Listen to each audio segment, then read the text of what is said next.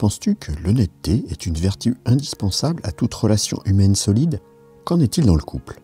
Cette vidéo fait suite à une question d'Aurore qui au départ portait sur le jardin secret pour lequel j'ai déjà répondu. Mais je suis allé plus loin en parlant également du mensonge social. Cette semaine, je reviens sur l'essentiel dans toute relation en parlant de l'honnêteté. Je t'explique tout cela juste après la courte présentation de la chaîne. Bonjour à toi, tu es bien sur la chaîne Harmonie Décor. Cette chaîne est plutôt destinée à ceux et celles qui ne seraient pas complètement satisfaits de leur relation de couple, qui auraient des problèmes avec leur sexualité ou celle de leur partenaire. Puisque tu es ici, je t'invite à t'abonner à cette chaîne, à mettre un petit pouce bleu à la vidéo et, le plus important, à t'abonner à la newsletter du site harmoniedécor.fr, harmoniedécor.fr, car tu y retrouveras des informations inédites sur les articles de fond qui paraissent tous les vendredis.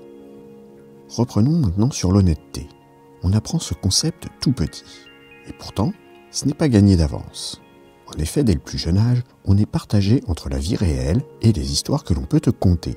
D'un côté, on te raconte une réalité bien ancrée dans la vie de tous les jours. Par exemple, tu m'as dit que tu rangeais ta chambre et tu ne l'as pas fait, tu m'as menti. Dans ce cas-là, quand on est jeune, on risque souvent une punition. D'un autre côté, on te fait croire au Père Noël, à la petite souris, au Père Fouettard. N'est-ce pas finalement de la tromperie et une mise à mal de l'honnêteté? Pourtant, dans ce cas-là, la réalité est souvent plutôt définie par la punition, alors que le mensonge, même s'il est féerique, va plutôt engendrer des récompenses. N'est-ce pas un peu absurde? Pourtant, on apprend très vite que dire la vérité, comme disent les enfants, est primordial pour éviter toute punition. D'ailleurs, dans ton parcours scolaire, on ne vise d'ailleurs que l'honnêteté. Honnêteté sur ton travail, tu n'as pas le droit de copier, honnêteté sur la notation, normalement, il n'y a pas de favoritisme, etc. Ensuite, avec l'apprentissage de la vie sociale, tu te rends compte que pour garder tes amis, c'est un passage obligé. Dans l'intimité d'une relation amicale, on est soi-même, en toute honnêteté, ou presque, puisqu'on peut quand même garder un certain jardin secret et parfois avoir recours au mensonge social. Ensuite, vient le temps des premiers amours. Et là, bien souvent, à cause de la jalousie, on apprend qu'il est nécessaire d'avoir une relation basée sur l'honnêteté. D'ailleurs, quand ce n'est pas le cas, à un moment, le couple se sépare. L'un a compris que l'autre le trompait au sens physique ou moral. Dans un couple déjà établi, cela est également une nécessité. C'est d'ailleurs un impératif pour qu'un couple dure. Mais tous les couples sont-ils forcément honnêtes? Attention, être honnête ne veut pas non plus dire totalement transparent.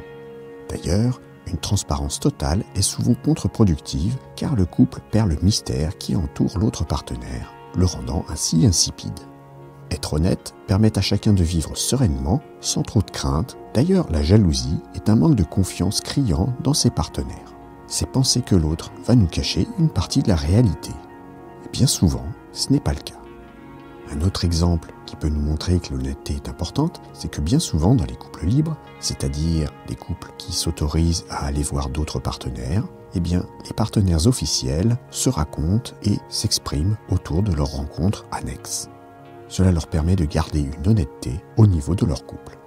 Il est donc difficile d'imaginer une relation amicale ou amoureuse sans une grande honnêteté de chacun.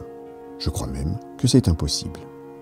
Je t'invite à me dire dans les commentaires ce que tu penses de l'honnêteté et quelle est ta part de celle-ci, en pourcentage, dans tes relations amicales et dans tes relations amoureuses.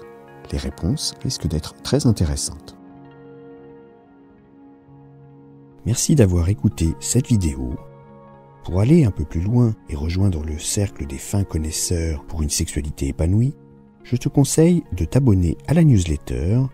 Tu retrouveras l'article complet, il te donnera plus de conseils et des astuces.